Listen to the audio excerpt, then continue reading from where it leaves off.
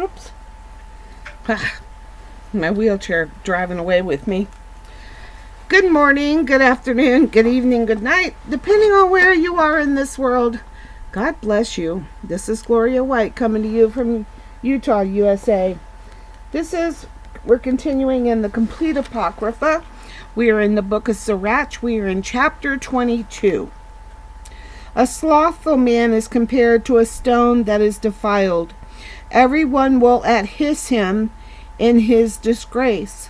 A slothful man is compared to the filth of a dunghill. Every man who takes it up will shake out his hand. An uninstructed child is a disgrace to his father, and a foolish daughter is born to his loss.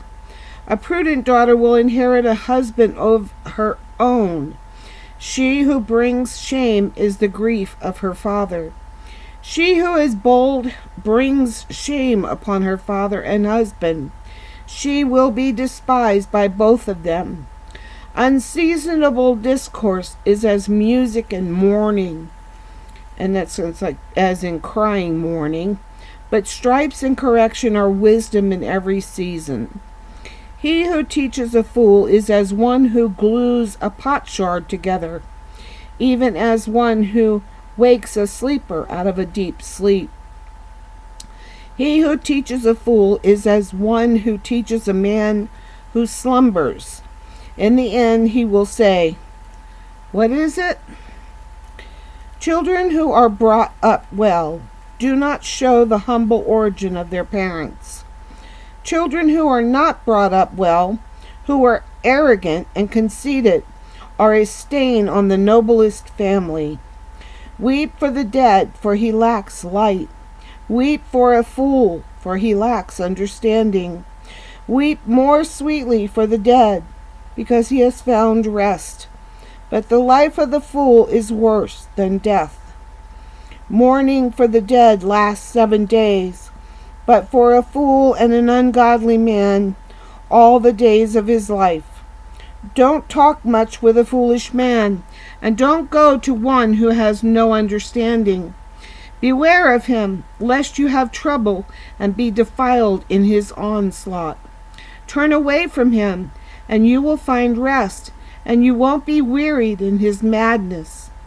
What would be heavier than lead? What is its name but a fool? Sand, salt, and a mass of iron is easier to bear than a man without understanding. Timber girded and bound into a building will not be released with shaking. So a heart established in due season on well-advised counsel will not be afraid. A heart settled upon a thoughtful understanding is as an ornament of plaster on a polished wall. Fences set on a high place will not stand against the wind, so a fearful heart in the imagination of a fool will not stand against any fear. He who pricks the eye will make tears fall.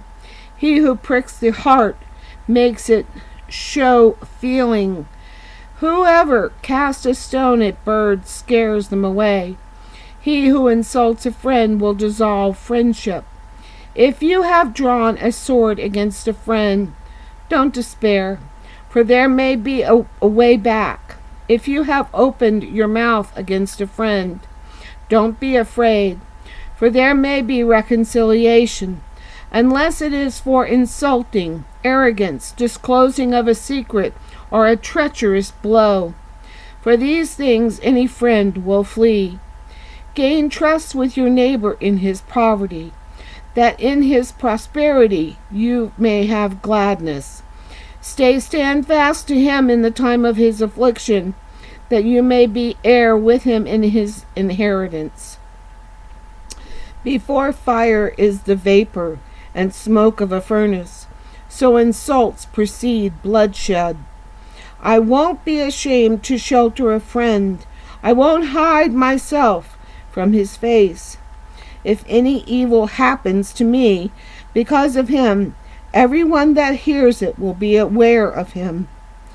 Who will set a watch over my mouth, and a seal of shrewdness upon my lips, that I don't fall from it, and that my tongue not destroy me? Who will do that? And that concludes chapter 22. And as always, I love you.